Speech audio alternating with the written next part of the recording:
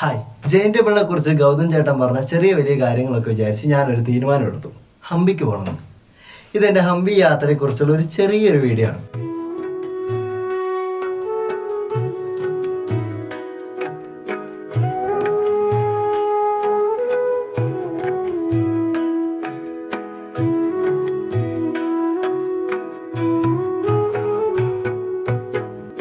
ഈ സുൽത്താൻ ബത്തേരിയുള്ള ഈ ജെയിൻ ടെമ്പിളിൽ ഞാൻ ഒരുപാട് വട്ടം പോയിട്ടുണ്ട്. കാരണം എൻ്റെ വീടിൻ്റെ തൊട്ടടുത്താണ്. അങ്ങനെ ഒരിക്കൽ ഗൗതം ചേട്ടൻ എന്നെ ബത്തേരിയിലേക്ക് വന്നപ്പോൾ എന്നെയും വിളിച്ചു. അങ്ങനെ ഞങ്ങൾ ഒരുമിച്ച് ഞാൻ മൂപ്പരോട് പറഞ്ഞു, ഇങ്ങനൊരു സ്ഥലമുണ്ട്, നമുക്ക് ഇവിടെ പോകാൻ. അങ്ങനെ ഞാൻ ഗൗതം ചേട്ടനെ അങ്ങോട്ട് കൂട്ടിക്കൊണ്ട് വന്നു. ഗൗതം ചേട്ടന് എന്നെ കാട്ടി അറിവായിരുന്നു ഈ നമ്മളെ ജെയിൻ ടെമ്പിളിനെ കുറിച്ച്. അങ്ങനെ മൂപ്പര് എനിക്ക് ഒരുപാട് ഹിസ്റ്റോറിക്കലായ കുറേ കാര്യങ്ങളും ചരിത്രവും അങ്ങനെ കുറേ കാര്യങ്ങളൊക്കെ പറഞ്ഞു തന്നപ്പോൾ ഓട്ടോമാറ്റിക്കലി എൻ്റെ ഉള്ളിൽ ഒരു സാധനം വന്ന് ഹംപിക്ക് പോകണം. അങ്ങനെ ഞാനെടുത്ത തീരുമാനമായിരുന്നു ഹംപിക്ക് പോകണം. അങ്ങനെ ജനുവരി 1 പോകാമെന്ന് വിചാരിച്ചു. പക്ഷേ തിരക്കായിരിക്കും, നമുക്ക് ഹംപി മര്യാദയ്ക്ക് കാണാൻ പറ്റില്ല. കാരണം ഞാൻ കുറച്ച് ഈ ജെയിൻ ടെമ്പിളിലെ കുറച്ച് ഫോട്ടോസും കാര്യങ്ങളൊക്കെ എടുത്തായിരുന്നു. ഏത് ഒരു ഇൻവെസ്റ്റിഗേഷൻ മോഡിൽ എന്ന് വെച്ചാൽ ഇവിടുന്ന് ഈ സാധനം അതും വല്ല കണക്ഷനും ഉണ്ടോ എന്ന് അറിയാൻ വേണ്ടിയിട്ട്. അങ്ങനെ ഞാൻ ഇതൊക്കെ എടുത്തിട്ടാണ് അങ്ങോട്ട് പോണത്. അങ്ങനെ ഒരു 7 മണി 7:30 ആയപ്പോൾ ഞാൻ ഹംപിയിലെത്തിയപ്പോൾ നീണ്ടു നിവർന്ന് കിടക്കുന്ന വിരൂപാക്ഷ ക്ഷേത്രം. അങ്ങനെ അതിൻ്റെ ഉള്ളിലേക്ക് അങ്ങ് കയറി കഴിഞ്ഞ് എൻ്റെ കയ്യിൽ കുറച്ച് ഫോട്ടോസൊക്കെ ഞാൻ എടുത്തു വെച്ചിട്ടുണ്ടായിരുന്നല്ലോ. ഇതിങ്ങനെ മാച്ച് ചെയ്ത് നോക്കുകയാണ്. ഇതെവിടെ ഉണ്ടോ ഒരു വേറൊരു വൈബ് ആള്. അപ്പോൾ പലരും എല്ലാം നോക്കുന്നുണ്ട്. ഇവരെല്ലാം ഈ നോക്കുന്ന അങ്ങോട്ടും ഇങ്ങോട്ടും നോക്കാം. പക്ഷെ ഞാനതൊന്നും മൈൻഡ് ആക്കിയില്ല. കാരണം തുടക്കത്തിൽ ഞാൻ വിചാരിക്കുന്നത് ഫുള്ളും ഏതോ അന്യഭാഷക്കാരായിരിക്കുന്നു. പക്ഷെ ഭൂരിപക്ഷം മലയാളികളാണ്. അത് വേറെ കാര്യം. ഒരുമാതിരി കൊച്ചിയിൽ എവിടെ പോയ പോലത്തൊരു ഫീൽ എനിക്ക് ഉണ്ടായിരുന്നു. കാരണം പല ലാംഗ്വേജുകൾ സ്ലാങ് സംസാരിക്കുന്ന മലയാളികൾ. അങ്ങനെ പക്ഷെ ഞാൻ അങ്ങനെ അവരൊക്കെ ഇങ്ങനെ സ്കിപ്പ് അടിച്ച് അങ്ങനെ ഞാൻ എൻ്റെതായ രീതിയിൽ ഞാനിതിങ്ങനെ നോക്കി പോയിക്കൊണ്ടിരിക്കുക. പക്ഷേ വലിയ അത്ഭുതങ്ങളൊന്നും സംഭവിച്ചില്ല, ഒന്നും ഉണ്ടായിരുന്നില്ല. അപ്പോൾ എനിക്ക് അവിടെ തന്നെ ചെറിയ നെഗറ്റീവ് അടിച്ചു. കാരണം ഞാൻ ഇവിടുന്ന് കുറ്റിയും പറിച്ച് വന്നത് എൻ്റെതായ രീതിയിലുള്ളൊരു ചെറിയൊരു ചരിത്രം കിട്ടുമോ എന്ന് അറിയാൻ വേണ്ടിയിട്ടാണ്. അങ്ങനെ ഈ വിരൂപാക്ഷ ക്ഷേത്രം ഫുള്ള് ഞാൻ ചുറ്റിക്കറങ്ങി വളരെ ക്ഷീണിച്ച് വന്നിറങ്ങി. കാരണം ജനറലിലാണ് ഞാൻ വന്നത്. അതിൻ്റെ ഒരു ക്ഷീണം കിടക്കുന്നുണ്ട്. മര്യാദയ്ക്ക് ഉറങ്ങാനൊന്നും പറ്റിയിട്ടില്ല. പിന്നെ മൊത്തത്തിലൊരു ക്ഷീണം. അങ്ങനെ ഒരു ഗോപുരം പോലത്തെ ഒരു സെറ്റപ്പ്, ഒരാളടി ഹൈറ്റ് ഉണ്ട്. അതിൻ്റെ മേലെ ഞാൻ ഇങ്ങനെ കിടന്നെന്ന് വെച്ചാൽ ഉറക്കമൊന്നും വരുന്നില്ല. എനിക്കൊരു അത്തൊരു സ്റ്റേജിൽ ഞാൻ ഇങ്ങനെ ജസ്റ്റ് ഇങ്ങനെ കിടക്കുക. അപ്പോൾ താഴ്ന്നൊരു ചെങ്ങായി വന്നിട്ട് എന്നോട് ബമ്പൻ ഡയലോഗ്, മോനെ ഈ സാധനം അടിച്ച അങ്ങനെ നല്ല മൂപ്പര് ഇംഗ്ലീഷിലോ കർണാടകയിലോ എന്തിലേക്കൊക്കെയാണ് പറഞ്ഞത്. പക്ഷെ ഞാൻ മനസ്സിലായ രീതിയിൽ ഞാൻ പറഞ്ഞുതരാം. ഈ സാധനം അടിച്ചു കഴിഞ്ഞാൽ 2.5 മണിക്കൂർ ഫുൾ ട്രിപ്പാണ് മോനെ, നീ കിളിയാണെന്ന്. ആ ഒരു രീതിയിലുള്ള സംസാരം കേട്ടോ. ഞാൻ സത്യം പറഞ്ഞിട്ട് ഇപ്പം ഇത് എന്താ ഇത് ഹംപിയിലെ പൂണ്ടിരാജനാണോ എന്ന് ഞാൻ സത്യം പറഞ്ഞാൽ വിചാരിച്ചു. ഒരു കാപ്പിക്കുരു കണക്കിനുള്ള ഒരു കുരു, ആ കുരു ഇങ്ങനെ മൂപ്പര് പൊട്ടിച്ച് 4 കാണിച്ചു തരാം, ഇതെടുത്ത് വലിക്കുന്നൊക്കെ പറഞ്ഞിട്ട്.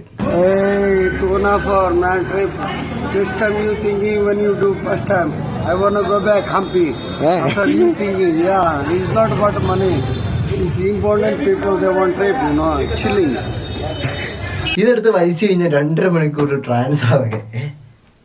അപ്പം എൻ്റെ മൈൻഡിൽ പോണത് വേറെ സാധനമാണ്. കാരണം ഇയാളിതൊക്കെ എന്നെ അടുപ്പിച്ച് എടുത്തിട്ട് എൻ്റെ സാധനങ്ങളൊക്കെ എടുത്തിട്ട് അങ്ങനത്തെ ഒരു സാധനമാണ്. ഞാൻ പെട്ടെന്ന് അവിടെ നിന്ന് സ്കിപ്പായി. ഞാൻ നോക്കുമ്പോൾ ഫുള്ള് വെയിലാണ്. ഞാൻ എടുത്ത് വന്ന ഫോട്ടോസും കാര്യങ്ങളും ഒന്നും ഇവിടെ ഇല്ല. കാരണം എനിക്ക് ഫുള്ള് അപ്പം നെഗറ്റീവ്.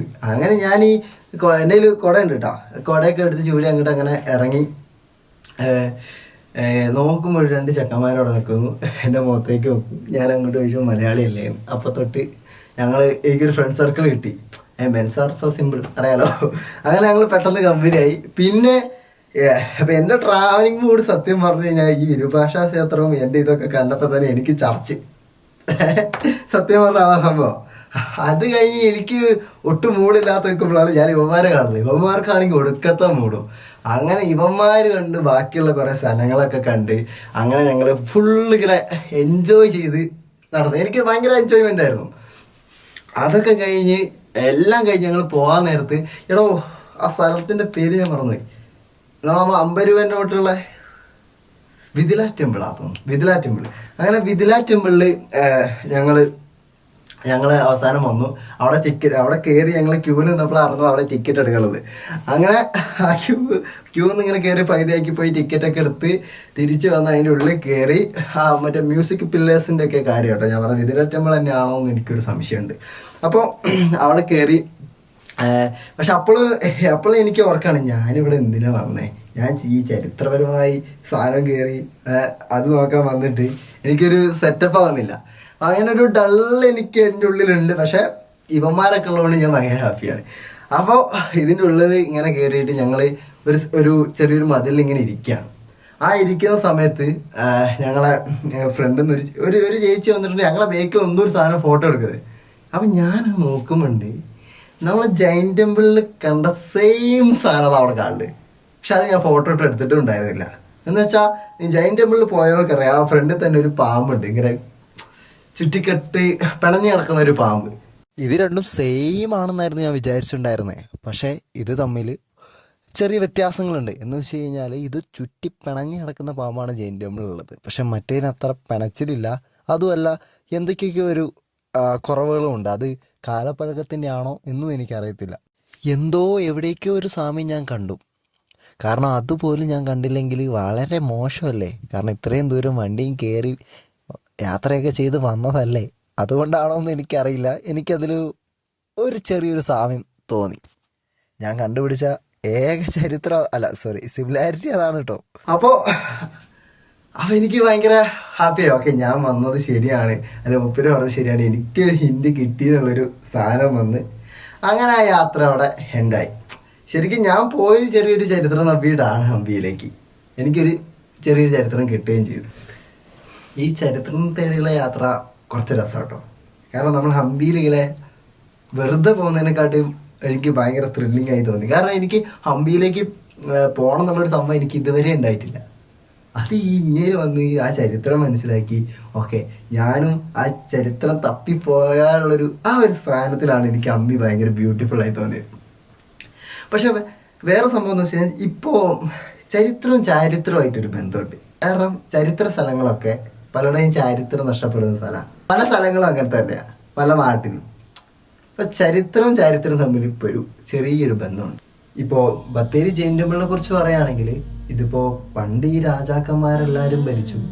അതൊക്കെ കഴിഞ്ഞ് കുറേ കാലം കഴിഞ്ഞപ്പോൾ ഇവിടേക്ക് വേറൊരു മൂപ്പര് വന്നിട്ടുണ്ട്, ടിപ്പു സുൽത്താൻ. ടിപ്പു സുൽത്താൻ്റെ ചരിത്രം തപ്പിയിട്ടാണ് ഇനി എൻ്റെ യാത്ര. മൈസൂരിൽ